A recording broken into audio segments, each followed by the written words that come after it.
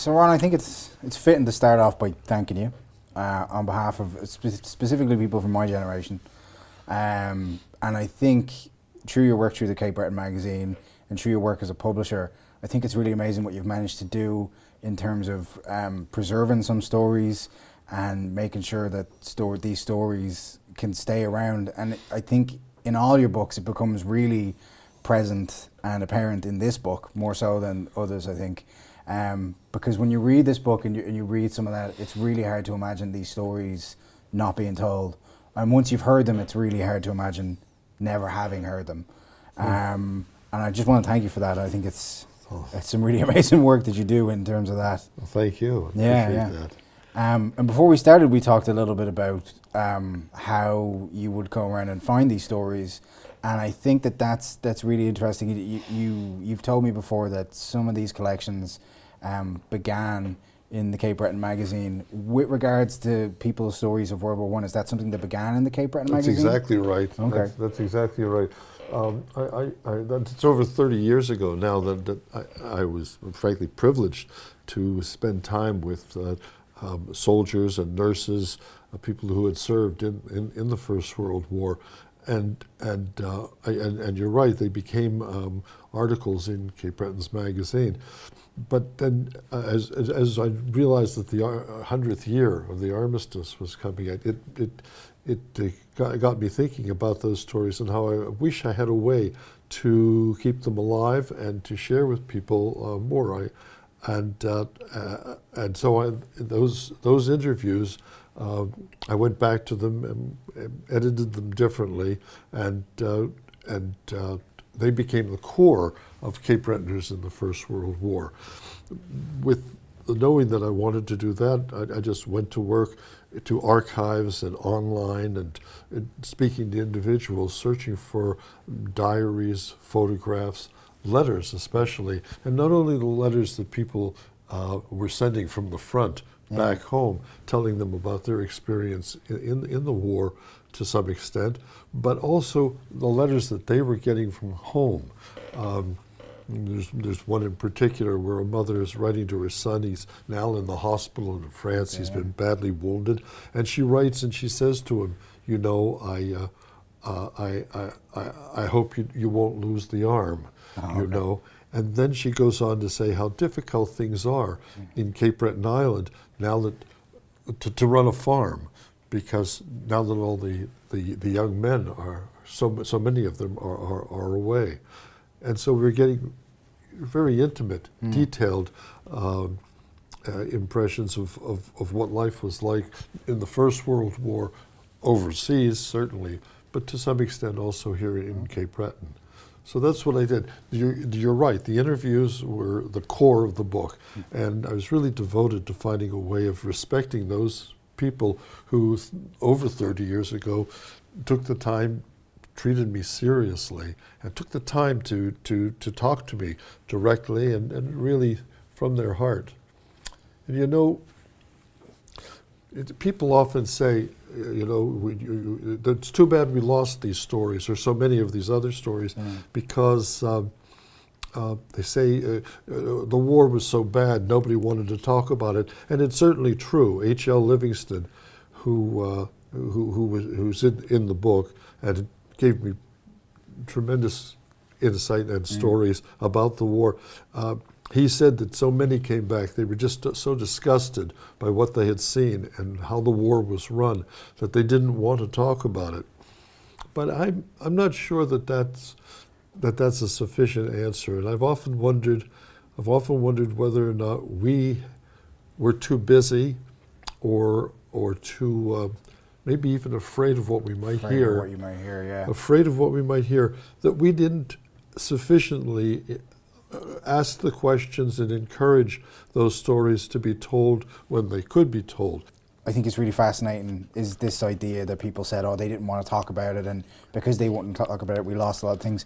And one thing that strikes me is at the very end of the book, when they're being received home and the war has ended, it's something you always see in movies, and it's this celebration of the troops coming home. And there's a couple of people in the end of the book who are they don't want anything to do with it. They think it's all a bit ridiculous. jumping in the cars and parading around and all that. And I feel like there was a lot of just like, oh, wasn't it great? Like the celebration that, yeah, no, I don't think a lot of people talked about what it was really like over there. And it went from hardship to just pure celebration. And I think a lot of that experience and talking about a lot of what happened there went by the wayside. You know what I mean? I can't disagree with any of that. I think that I think you're right. I think a lot of them, they came home and they were grateful to start life again in Cape Breton as they knew it. One fellow said, he did all he could to avoid that and get back home, and the very next day he found himself on the farm making hay. Yeah, it's amazing. Yes. So I think the thing that fascinates me as well is I just in today's culture, and you see it a lot in movies as well. There's a lot of characters all feature like PTSD. It's a big thing that we see nowadays, and you can't move for a television series without a main character that has PTSD. And it's become a big sort of motivator for storytelling now these days, and it's become a big issue. And I think we're a lot better with regards to that stuff. Before that terminology was even really around, and before we'd even really come to grips with that idea, you were talking to these people who had been through, like, some of the details in the book are mind-blowing. And sometimes it's a little shocking how frank people are about some of the things that they saw and happen. How did you feel? Were there people that you could see when they were thinking back that they were affected by it? Yep. Or I think there's no question about that. Affected in different ways. Yeah. But I think that there's I believe his name is Frank Langley in the book, and the photograph that we were able to capture and that's in the book, I think it shows very clearly how that man suffered all those years later, and how it still troubled his sleep. And certainly Gwen Lafort, talking about, she was a war bride, brought to Shetty Camp after the war, and her husband never got over it. They tried all kinds of things to try to help him straighten out. They tried even magic spells that would do it, but still she would find him on his knees on a chair, the chair turned backward, and pretending he was firing off into the distance of people against people that he felt were still coming for him. And this is many years after the war. She said his nerves were just completely gone. So yes, you can, in some you can see it, in some not, and I'm really not all that equipped to see things like trauma, but I know that I know that many clearly were powerfully affected by their experience of the First World War. there's a great sort of canon that there are those moments where you hear these horrible details, and you can imagine what that does to a person when they see those sort of things. But there are certain people in the book that just they kind of give you this great perspective on what the human spirit can take, and how some people can just be so positive just by virtue of the fact that they are. And it's the George Chapman letters that stick out for me in the book. Good for you. Because there's just some great moments there. He's really jovial, and one of my favorite things is when he's writing back and he's talking about how they never know where they're going. They're trying to constantly figure out where they're going to be sent out on the front. And he talks about coming back to the tent and making things up if he hasn't heard anything, because he thinks it would be bad manners not to come back with gossip of where they're headed. So he would make up things about where they were destined to go. And I think that that's great, like little bits of humor like that. And I think it's very easy to focus on a lot of the negative, but I think human beings, we do owe a bit of credit to what we can take and how we can put a brave face on things. And I think the Chapman letters, is there anything like that in the book that always sort of astounds you, well, what a man can take? Thinking the Chapman, because they do show that in it all his spirit was captive. You have to remember he's writing out of love as well, and to a young woman, and I think that's very important too. The one that stands for me are the letters or comes to mind right now is the letters of Wild Bill Livingston. Wild Bill was really made for that world. He loved going in with two guns firing and he crack shot, and was known for how many snipers he had killed.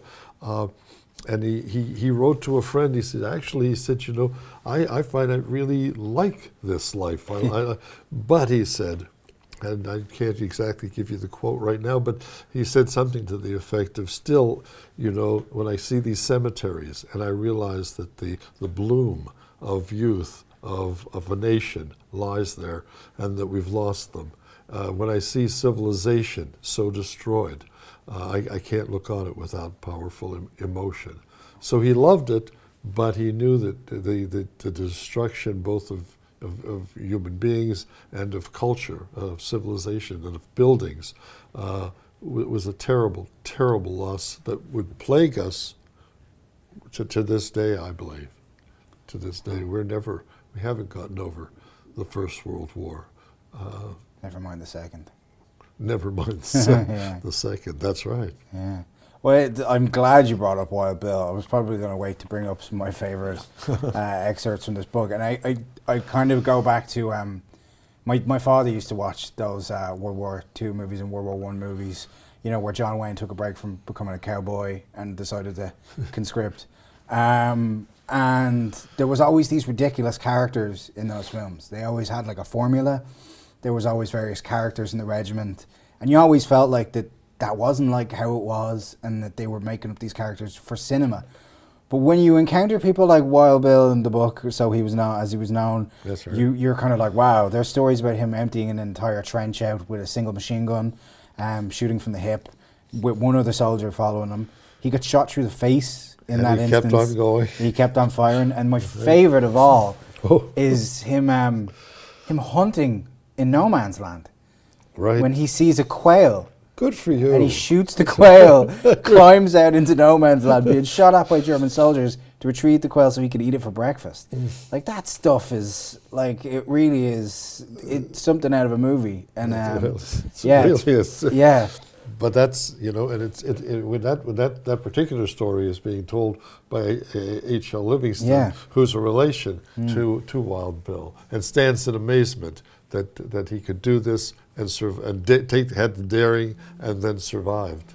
One of the things that Harrison talks about at the very beginning of the book, and I was very glad, I like how he seems like a bit of a realist. He doesn't seem like he's too enamored with the glory and the glamour of the war. Absolutely. And one thing he touches on briefly that I find really fascinating is propaganda posters. Yes, that's right. And the idea that those posters, he says those posters were very clever in how they sort of put enlisting in this wonderful light and created this, they glorified it really.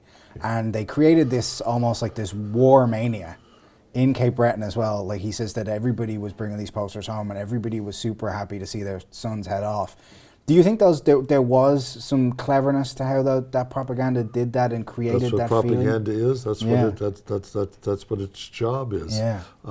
He talks about being in front of. Wasn't it he that's in front of his class, and the colonel comes and talks to all of them, and you get to see the uniform, and he tells you about the glory in your job as a seaman, as a service person, and the opportunity to fight and save your country. But we also have to and he stepped forward right there, 18 years old, in front of his class. But we also have to remember that there was fundamentally tremendous pride. John Angus MacNeil talking about the maple leaf. That's what we were fighting for, the maple leaf, and it meant so much to him to have a role in that war, and for him, a tremendous cost in other kinds of memories that he shares with us, things that he witnessed, and the long-term loss of his son in the Second World War. Yeah, no, there is very much that. It's really hard not to be moved when he's talking about the maple leaf, and I really like the different reasons. He says that some people fought for king and country, but for some people it was as simple as fighting for Canada and the maple leaf, and I really find that it is quite moving when you read it in the book.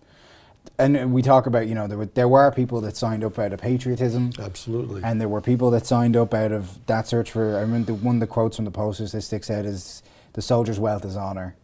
And there were people that signed up for that glory and that idea to do something courageous. But oddly enough, and something that always strikes me as crazy, is there were people that just signed up by virtue of the fact that they wanted to work. Well, I think that's right, and I think they wanted to work. I think in many cases they may have been hungry. I think we have to remember too that life on the farm may have been very boring, and here was their generation's event, and they didn't want to miss it. They wanted to be part of it, and I think that drew a lot of young people. But then there's that tremendous commitment of nurses that we see in Catherine McLennan, that we see in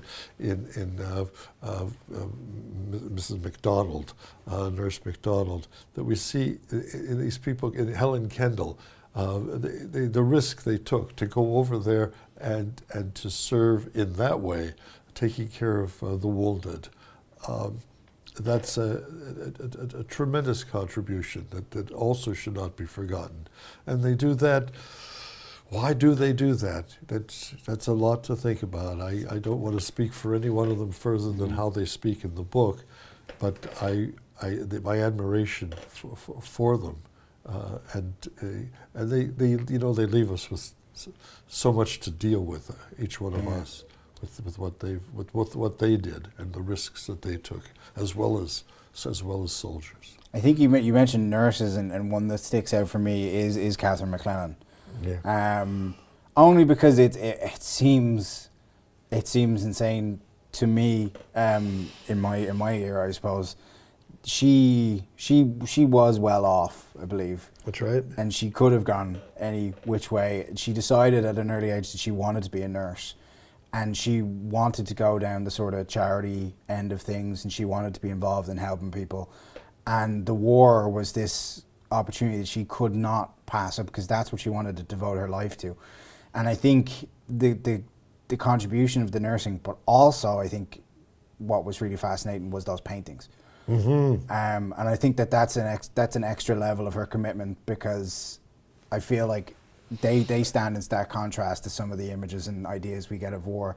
She didn't really paint over the cracks when she did some of those portraits of men lost their sight and various things, and they were really powerful paintings. Powerful paintings. Yeah, and I think her contribution is amazing. And then to go from a background like that and commit yourself to that sort of life and that idea, that's really astounding.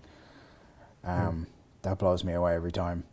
But we was talking about people that went for virtue of the fact that Sam Glode always stands out to me. Good. Because he says his story is they were working at the roadside, or it was either a farm or tree clearing, and they're kind of like, I can't be any worse than this.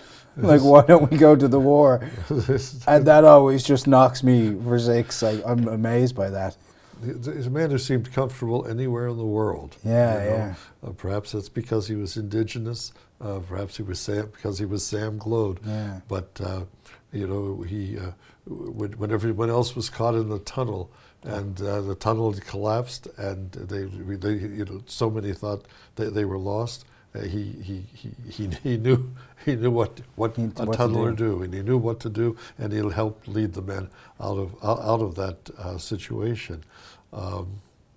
That's. So he's one of two Mi'kmaq soldiers that get particular praise in the book. That's right. Two particularly courageous soldiers as well. You've got himself, and then you've also got Stephen Toney, who is the amazing sharpshooter. And there's some great stories about Stephen Toney in that as well. Do you want to expand on the story of Stephen Toney? No, I don't think I have that exactly enough in my mind, except you bring back the memory of Stephen, and he was highly praised as a sniper. As a sniper, yeah. As a sniper, we don't have anything from him in his own words. Okay, yeah. We have. I was lucky enough to find a newspaper account that talked in praise of him as possibly the best sniper of the First World War. But no, I don't have anything more to say about him except for Okay. those paragraphs that are right there in Oh, the okay, book, yeah. and grateful that we have, Yeah. and that we know what he did and could do.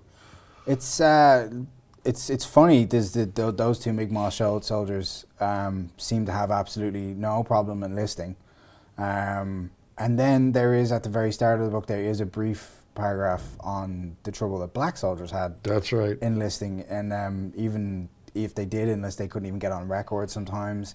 And later on, I think the military was forced to form work battalions. That's all correct. The argument was that they didn't think a British soldier would accept what they called a checkerboard army. And they couldn't be, they wouldn't accept them as black and white. So they, in the end, though they needed men, and some were accepted into regular regiments, but there was the number 2 construction unit that was all black. And they're often spoken of as the ones who built bridges and things like that. What's rarely talked about, but we've managed to get it in the book, is they were also the ones who got the bodies off of the battlefield, gathered them, made sure that they were ready for the next step in burial, things like that. Black soldiers did that very, very difficult work. There is a great, when it comes to construction battalions, there is actually one quote just from Alexander Brahma. He had a lot of difficulty. He ended up in that construction battalion, and he had a lot of difficulty enlisting. And he's got a great quote: "Is I'll go and do my bit for the flag I was born under. I'll go out there without any wages." That's right. That's right. That's how he argued that you got to take me. Yeah. And still, they didn't want him. Still, they didn't want him. Still, they didn't want him. He was trying to get into the regular service, but that's right. He would have gone free of charge, but still at that point they were prepared to turn him down. When we talk about construction battalions and stuff like that, it's something that I think in those war movies I mentioned, and I think anytime we see anything about war, it's something that gets glossed over. And when you look at World War One, and there's a lot of details in this book to make me just think about like government and how they handle things, and look at what the resources and the management and the planning that went into World War One.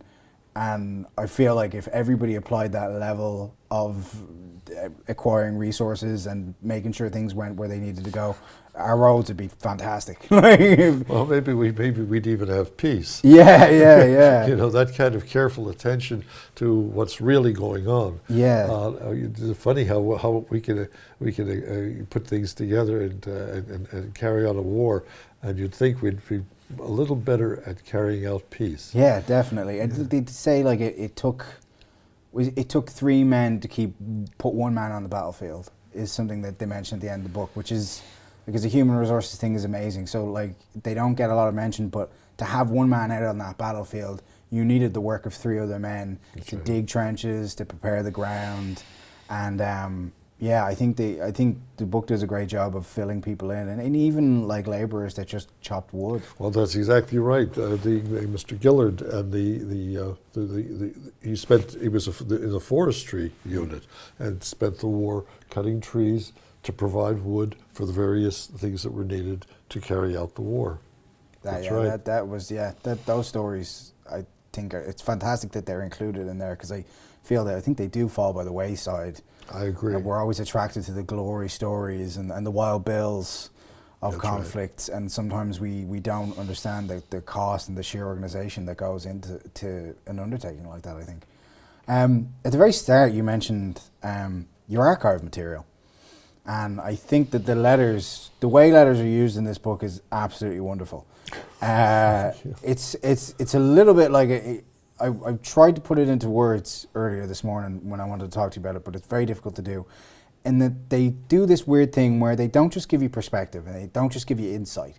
They almost tie stories and contributions from various people together. And there's a very weird thing where someone will mention a name, and then in a letter someone will say, "Oh, I saw Sam," or "I encountered this person," and 2 pages before you've just heard their contribution. and they add insight into things that don't get glossed over, but we just don't have the information about. So some of those letters kind of fill in blanks with regards what might have happened to certain soldiers later on that you might have encountered earlier on in a story, or names, and they do this great job of tying all that together. How much of a process was it to find all that archive material and find its place in the book? I think as well is fascinating. Well, I know. I think other than the interviews, other than the core interviews, the rest of it was perhaps 6 months or a year's work. Once I get my teeth into something like this, that's all I talk about, Oh, you okay. know, and that's all I think about. And I look for sources anywhere I can think of to look for sources. And then as they came to me, I look at a finished book sometimes, and I know that I could not have conceived of it from the beginning. In this case, I was blessed to have these interviews with so many veterans, but I could not have seen how this book would unfold. And then as things came, you know, they found their place in the chronology, because it does have a chronology that helps the reader, does, yeah. you know, from the start of the war to the experiences, to going to the trenches, to finally coming home, and so pieces fell in for me, and as I got them one after another, whether it was an Inverness Archives that was helping me find a particular photograph, or the Beaton Institute helping me find, again, a letter or a diary. And they would contribute as well. I wouldn't just go asking for, I would say, what has, out of your experience, what do we have here that might work? And slowly these things spoke to me, told me where they belonged in the book. And then I stand back afterwards and really, I hope I'm really grateful to see how they've fallen into place and become something that's really a lasting book that I can go back to and be grateful for. I think fallen into place is a little bit modest. I think there's some good editorial choices there about where stuff falls. I think you put it there. That's true. You're right. Having said it, I'll take credit. There's some clever ways that the letters slot in there, and it makes the book a real treat to read. You mentioned the chronology, and I almost have an issue to take up with you about the chronology. Go ahead. Because I'm reading that book and I'm reading about the war, and some of there is some accounts that are harrowing, and you're like, oh God, right? And you kind of, when everything starts to wind down and the war is over, you think, okay, this is the nice bit of the book and we can relax so I can take a breath. But there are some really harrowing details in the end of the war as well that really caught me by surprise. I was ready to relax and then some caught me blindsided, and some stuff that really shocked me were the riots when troops were trying to get home, and how long they were held up. And there's a letter from about a young boy from Sydney. Gillen, yes, yeah. That's right, and that's what happens. And when we talk about how well they ran the war, they didn't run the peace quite so well. And here the war had ended, and they had all these soldiers waiting to get home. Those who had jobs to go to, had some skills, some trades, they seemed to have gotten on the boats first, but they just held them too long, especially in Wales, I think it was. And yes, riots, not spoken of very often, but riots broke out among the troops, and within those units, people were, including this boy from Cape Breton Island, were killed in those riots, shot by their own people. And one of the, like we said, that one thing that I'm always shocked at in the war was how good they were at getting information back to loved ones about where soldiers fell and how soldiers fell. And there was a great group effort, other soldiers from other units would write letters home. But when that incident happened at the end of the war, it was buried. That's correct. It was a Stuart Gillen, a relative, many years later, went back and searched for the answer to that story, and that's why we have it so so clearly as to what happened during that riot. Right, it's not a proud moment. Not a proud moment for anyone involved. But that's what happened at the end of the war. Boys anxious to get back. They'd had enough suffering and were ready to go back to I suppose, civilian life. And this is what happened. A riot broke out. Yeah, and then as well, there's a couple of details at the end of the book about executions and mutineers. And things That's like right. that as well. And Livingston tells that story too. He had the job of sitting the night with a young boy, very young boy. Boy had signed up before he was of age to sign up, so he was especially young. And I think he'd been in the service now, fighting for about 2 years. Had a girlfriend, went AWOL for a night to see this girlfriend, and was sentenced to die at dawn. And H.L. Livingston was given the job of sitting with him that night before, watching him, and told that if he gets away, the person who will be shot at dawn will be yourself, Mr. Livingston. Wow. And so he sat with that fellow through the night, and the next day he was blindfolded and stood up before a firing squad and killed. And later on, they finally, Canadian government pushed for an apology. That's correct. To be issued. That's correct. On the part of all those people. The end. Like I said, the end of the book is it's almost like the eye of the storm, and then there are some things that creep back in, and it really is powerful. It's an amazing piece. I just have to thank you again for writing it and putting it together, conducting the interviews. It seems like it's something that should really be in schools, I believe, and for projects and stuff. I agree with you. I think it should be in schools. I think we've got an important subject, and these kids in school are about the same age as these young men who went into the First World War 100 years ago, and they are at risk to be fodder for another war if we don't learn something from what's happened in the past. Excellently put. Thank you. Yeah, no problem, Ron. I appreciate your close reading of the book. I feel like I really have a reader there. Sorry to end on such a bum note as well. Well, what could be a happy note to end on except to find out that the schools are using it, and they are to some extent, but I wish they'd use it more, and that people were interested in the story and interested in the message of peace that really is the underlying message of this book. Such an important book for teaching the importance of primary sources as well. I think hearing it from people's mouths, right, and the letters and archival material, I think on that basis alone, it's a very important piece for schools. Because I think in the days of the internet and information, we've kind of forgotten the art of research and putting things together.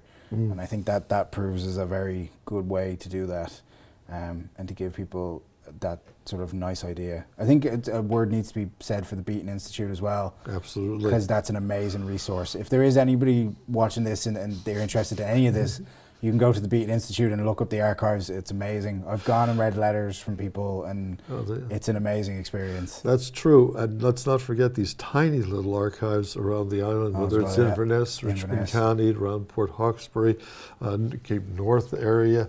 The people who have done a wonderful job of gathering in things that would otherwise be lost.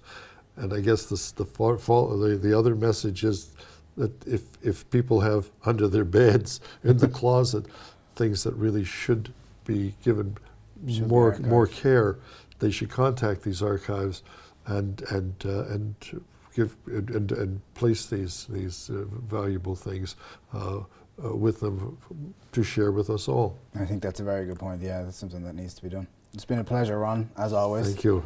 I appreciate this.